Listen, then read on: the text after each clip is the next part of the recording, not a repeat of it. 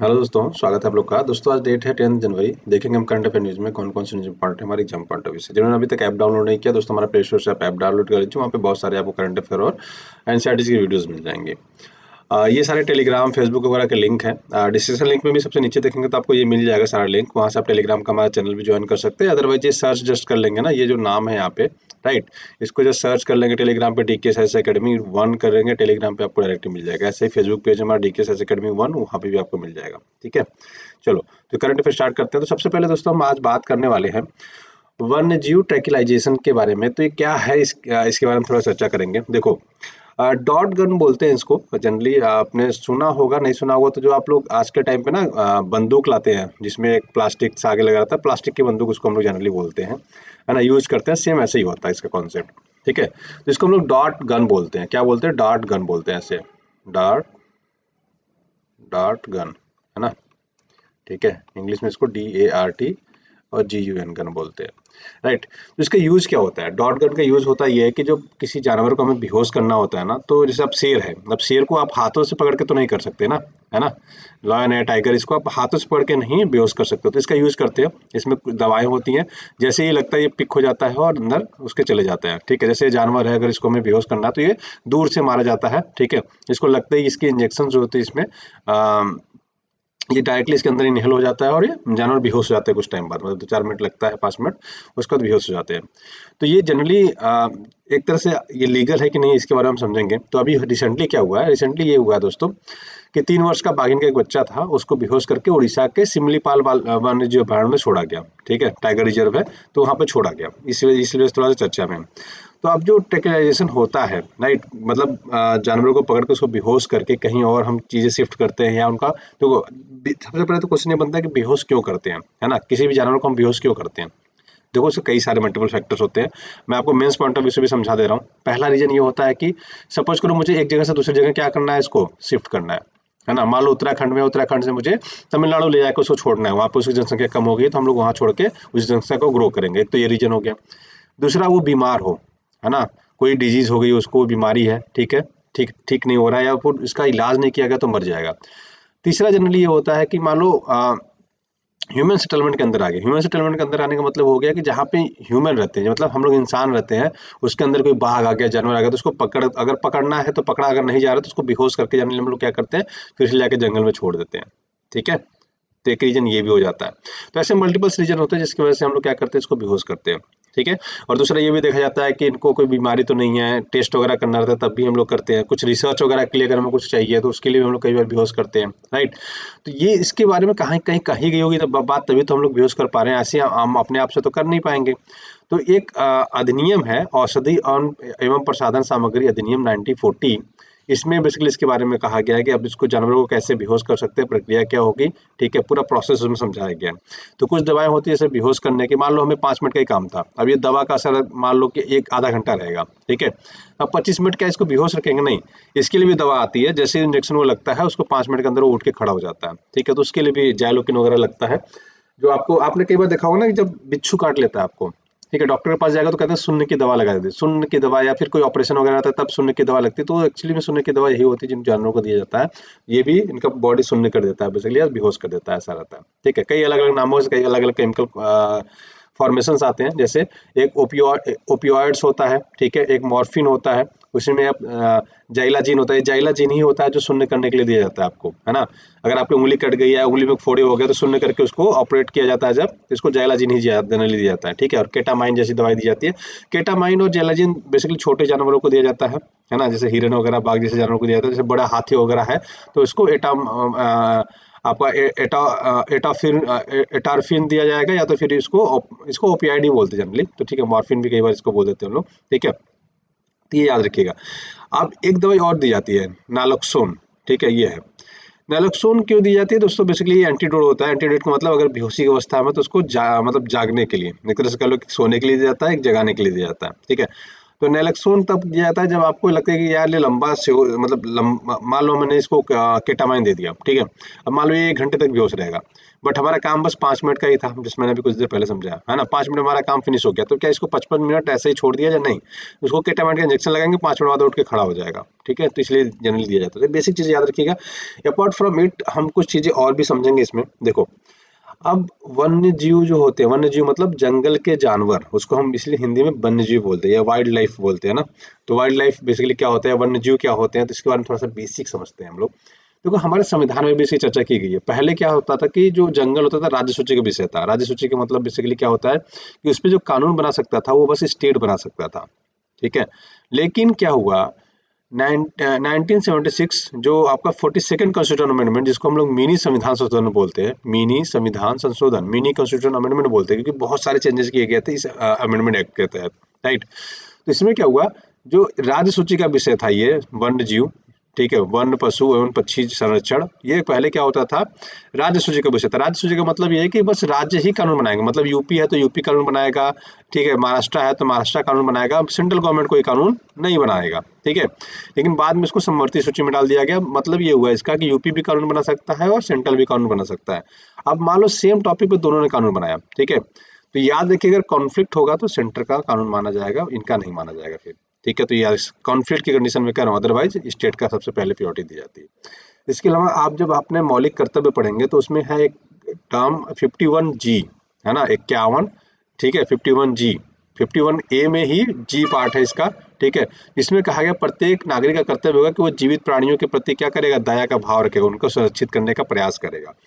इसके अलावा अनुच्छेद 48A भी है, जिसमें ये लिखा गया देश के वनों एवं वन्यजीव की सुरक्षा करेंगे आप, ऐसा लिखा गया, हमारे संविधान में लिखा गया है। तो कई बार आपसे डायरेक्ट एग्जाम पूछा है कि वन्यजीव संरक्षण के बारे में हमारे संविधान में कहाँ कहाँ चर्चा की गई है, तो 3 जगह आपको मेजरली मेजरली मिल जाएगा। पहला, सूचियों में, जब आपकी आपके साथ अनुसूचियाँ पढ़ेंगे तो उसमें 7वीं सूची है जिसमें समवर्ती सूची में इसकी चर्चा की गई है, ठीक है।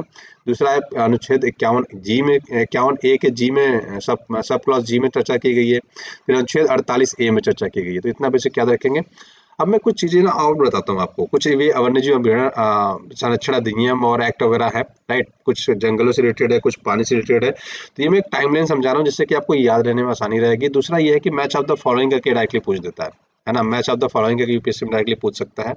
अगर स्टेट पीएससी की बात करें, जब पब्लिक सर्विस कमीशन के एग्जाम होते हैं स्टेट वाले, तो उसमें क्या होता है, डायरेक्टली ईयर भी पूछ लेता है। जैसे यूपी, बिहार, आपका राजस्थान, ये सब जो एग्जाम देते हैं उसमें डायरेक्टली ईयर पूछ लेता है, वन्यजीव संरक्षण अधिनियम कब आया था, ऐसे पूछ लेता है। तो याद रखिएगा पहला जो वन्यजीव संरक्षण अधिनियम आया, ठीक है, ये याद रखिए 72 में आ गया। प्रोजेक्ट टाइगर आया था 73 में, ये कई बार एग्जाम में डायरेक्टली पूछ लेता है। आजकल एक नया चर्चा में रहता है जल अधिनियम या जल प्रदूषण निवारण नियंत्रण, ये याद रखें 74 में आता है। ये बच्चों को नहीं याद होता है, ये तो जनरली आपको याद रहता है, ये भी याद रहता है, लेकिन ये नहीं याद होता, तो ये याद रखिएगा। वन अधिनियम आया था जो 1927 वाला था, उसी को अपडेट करके 1980 में लाया गया था दोबारा से, ठीक है, तो याद रखेंगे। फिर ये इन्वायरमेंट प्रोटेक्शन एक्ट 1986 से ये भी पूछा जाता है। एलिफेंट, प्रोजेक्ट एलिफेंट, ये लोगों को याद नहीं होता है, तो ये एक याद रखिएगा, ठीक है। बाकी सब तो ये देखो जो मैं हाईलाइट कर रहा हूँ ना कि ये इंपॉर्टेंट है, मतलब ये है कि लोगों को याद ही नहीं रहता। और जो विविधता अधिनियम 2002 में, तो ये 3 याद रखेंगे, 1974, 1992 और 2002। बाकी जनरली याद रहता है, अगर नहीं भी याद है तो आप एक बार 2-4 बार पढ़ेंगे इसको तो आपको याद हो जाएगा, ठीक है। चलो, अब बात करेंगे गुरु गोविंद सिंह की जयंती मनाई गई दोस्तों, 358वीं जयंती मनाई गई, राइट। तो हम जितने सिख धर्म के गुरु हैं उनके बारे में थोड़ी चर्चा कर लेते हैं। देखो, अगर मैं बात करूं, सब सिख धर्म के 10 गुरु थे टोटल, है ना। उसमें सबसे पहले जो गुरु थे वो थे गुरु नानक देव जी, ठीक है, जिनका जन्म जो हुआ था 15 अप्रैल 1469 को हुआ था। सिख धर्म की स्थापना भी उन्होंने की थी और लंगर प्रथा चालू किया था। तो याद रखिए कई बार पूछता है कि लंगर प्रथा किसने चालू किया था, ठीक है। उसके बाद अगर आप देखोगे तो बेसिकली गुरु अर्जुन देव इंपॉर्टेंट हो जाते हैं, ठीक है। मतलब इंपॉर्टेंट सभी गुरु हैं, बट मेनली जो एग्जाम पॉइंट ऑफ से इंपॉर्टेंट है, याद रखिएगा। इन्होंने क्या किया था, हरमिंदर साहिब, जिसको हम स्वर्ण मंदिर के नाम से जानते हैं अमृतसर में, उसकी क्या की थी, नींव रखी थी, तो ये याद रखिएगा, ठीक है। गुरु ग्रंथ साहिब का संकलन किया था, मतलब जिन्होंने जो बेसिकली किताबें लिखी थी सबने, एक एक करके, एक एक चैप्टर, एक एक चैप्टर, एक एक चैप्टर, उसको किताब के रूप में, जो ग्रंथ के रूप में बेसिकली संकलित किया, वो किया था गुरु अर्जुन देव जी ने, ठीक है, इतना याद रखेंगे। और गुरु हरगोविंद सिंह जी ने क्या किया था, अकाल तख्त की स्थापना की थी, तो ये याद रखिएगा, थोड़ा सा इंपॉर्टेंट हो जाता है। उसके बाद याद रखिएगा गुरु तेग बहादुर सिंह, ठीक है। बाकी गुरु हर राय, गुरु हर किसी इतनी इंपॉर्टेंट नहीं है, इंपॉर्टेंट इन द सेंस इनके बारे में क्वेश्चन बनते नहीं है, ठीक है, तो याद रखिएगा। अब बेसिकली क्या है कि ये इनका जो औरंगजेब ने सर कटवा दिया था, इसलिए थोड़ी चर्चा रहती है इनकी, गुरु तेग बहादुर जी का, ठीक है। और गुरु गोविंद सिंह की बात करें तो इन्होंने खालसा पंथ की स्थापना की थी और इन्होंने कहा था कि मैं अंतिम गुरु हूँ, तो ये याद रखिए एग्जाम पॉइंट थोड़ा सा रिलेवेंट हो जाता है, राइट, ठीक है। अच्छा, सिख धर्म में आप देखोगे तो 5 क की बातें की जाती है। 5 का क्या होता है? कंघा, केस, कड़ा और कृपाण और कछेरा। कछेरा मतलब शॉर्ट्स होते हैं, जो पैंट हाफ पैंट पहनते हैं जिसको हम बोलते हैं ना, वो होता है, ठीक है। तो अब बेसिकली आप कई बार ये ध्यान दिए होंगे, कई बार ध्यान नहीं दिए, तो मैं आपको इमेज दिखाता हूँ जिससे आपको और क्लियर हो जाएगा। देखो अगर आप पंजाबी हो ना तो आपके पास हमेशा ही देखो 5 चीजें मिलेगी। एक तो कंघी उनकी जेब में हमेशा मिलेगी, कड़ा देखोगे हमेशा हाथ में पहनते हैं वो लोग, और एक कटार रखते हैं। कटारी मतलब छोटा सा, इसको स्वर्ण बोलते हैं, कृपाण बोलते हैं, छोटा सा देखोगे तो हमेशा रखते हैं पास। और ये लोग कच्छा पहनते हैं, ठीक है। और इसके अलावा जो केस होता है उनका बाल काटने वगैरह के लिए मनाही होती है कि आप बाल नहीं काटोगे, ठीक है। तो जनरली आप अगर कभी सिख को देखिएगा तो आप ध्यान दीजिएगा कि यार उसके पास ये सारी चीजें है कि नहीं है ना। जनरली उनके पास होगा। पहले टर्बन पगड़ी बांधते हैं, तो अपने बाल ये लोग काटते नहीं है, ठीक है।